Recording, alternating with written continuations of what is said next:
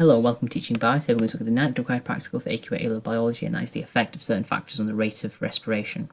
So generally we use yeast or bacteria in these practicals because they can respire aerobically and anaerobically. So certain factors they could ask you, so for example temperature is one of them, and with temperature, as the temperature increases, generally the rate of respiration will increase up until a certain point, because past that, enzymes, respiratory enzymes will start to denature. So enzymes involved in the Krebs cycle, also carrier proteins and coenzymes found in the mitochondrial matrix will start to denature, therefore the rate of respiration will start to decrease. Again, a similar argument follows for pH, with there being more hydroxide ions distorting ionic interaction in the tertiary structure of carrier proteins and so on forth, therefore reducing the rate of respiration. Furthermore, they could look at the use of inhibitors. Okay, so what one of the practical is based on is methylene blue, which acts as a competitive inhibitor for oxygen and competes for electrons. Okay, so it acts as the terminal electron acceptor. So generally methylene blue can be used, as we can see that. However, they could also ask another inhibitor, for example, omeprazole, which is a drug that is used to inhibit the proton pump. So they could say that they treated yeast with omeprazole.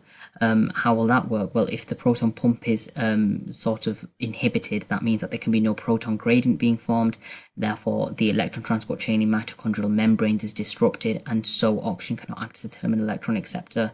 Therefore, the rate of respiration will decrease. So with methylene blue, methylene blue is a compound that is blue when it's oxidized and colorless when it's reduced, okay? So when it loses electrons, it's blue, and then when it gains electrons, it becomes colorless. As a result, it can act as a terminal electron acceptor, okay? So it competes with oxygen to act as a terminal electron acceptor and pick up the electrons in its place. So the reason why we use methylene blue is that we can see that. So because we want to work out the rate of respiration, we want to work out how quickly the blue will change to colorless, okay? So the faster the rate of respiration, the faster the rate at which methylene blue will decolorize. So common questions that they can sort of use with the methylene blue in this sort of practical or anything involving color change. So number one, why are tubes left in the water bath for 5 minutes? Well, this is to allow for the test tubes to equilibrate with the temperature of the water bath, so that the test tube temperature is the same as the water bath temperature. How can the temperature of the water bath be monitored and kept constant? Well, this is by taking several readings every 2 to 3 minutes using a thermometer or a thermostatically controlled water bath. Okay, you have to say readings, and then obviously you can check the consistent temperature and add warm water or cold water to change the temperature when needed. Just to explain why you should not shake tubes containing methylene blue. Okay, so methylene blue is added to a test tube containing yeast. So why should you not shake this? Well, if you shake this, there might be air bubbles in there, so that way you'll introduce oxygen. So oxygen would then start to compete with methylene blue, and so methylene blue would go from being colorless back to being blue. So therefore, the sort of objective of the practical is null. Explain how the endpoint for the reaction involving methylene blue is standardized, and why is this an advantage? Okay, so the way we standardize anything involving color change is by using a color standard, and this is again one that's already changed. And this advantage is that we can draw comparisons. Okay, so we love the word comparison, so try and force that wherever you can. Suggest one source of error in using methylene blue and how this can be reduced. Okay, this kind of relates to the color standard bit. Okay, so because with any color change practical, it's always subjective as to when a reaction has happened. Okay, so when that colorless solution is formed from the blue, knowing when that is subjective. So as a result, by using a color standard, that allows for consistency and therefore comparisons. So that way, the source of error can be reduced. Another thing that we can use is a respirometer, okay? And the way it sort of works is due to pressure. So in this picture here, it says there's a plastic cage containing seeds. Now these are basically anything that can respire aerobically, so they could replace them with organisms, okay? And there's a potassium hydroxide solution to absorb carbon dioxide. So if we look at the picture again here, okay? So the seeds are going to respire aerobically, so the volume of oxygen in tube B will start to decrease, okay? So as the seeds respire aerobically, they release carbon dioxide. However, there's potassium hydroxide solution there, and it says that potassium hydroxide solution absorbs carbon dioxide. So as a result, the carbon dioxide concentration will decrease, okay? So because the concentration of the molecules, okay, the volume of the molecules is decreasing, that means that the pressure, the hydrostatic pressure in the tube will start to decrease, okay?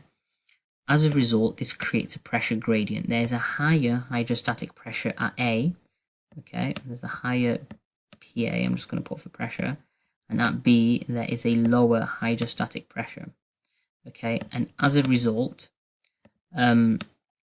this colorless, this sort of fluid, this tube here, which often contains a bubble of sorts.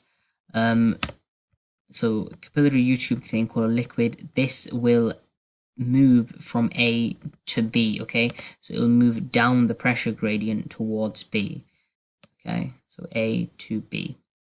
And that is what we can use to measure the rate of respiration.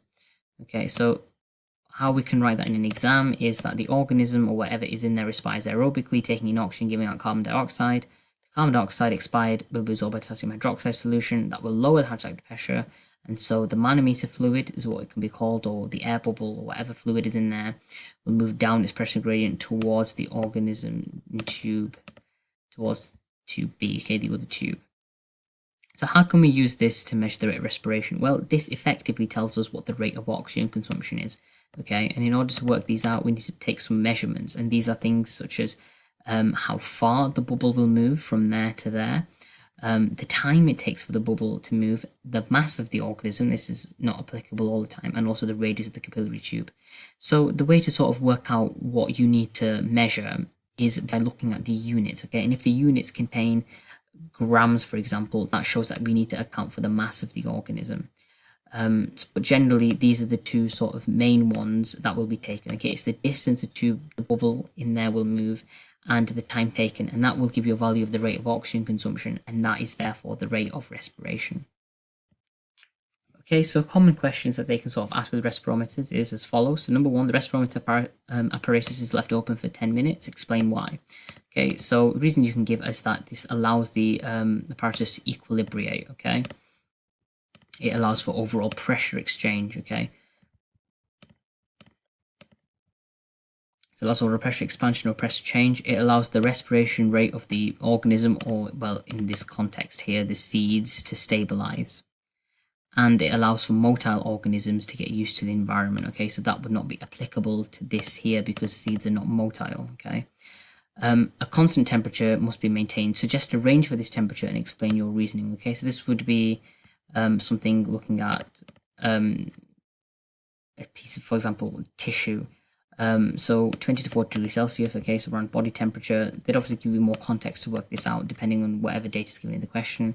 Why? So the reasoning will be the same, the numbers might not, and the reasoning is that the optimum temperature is that, okay? So between that range, that's the optimum temperature for respiratory enzymes, and if it's too high, respiratory enzymes will start to denature.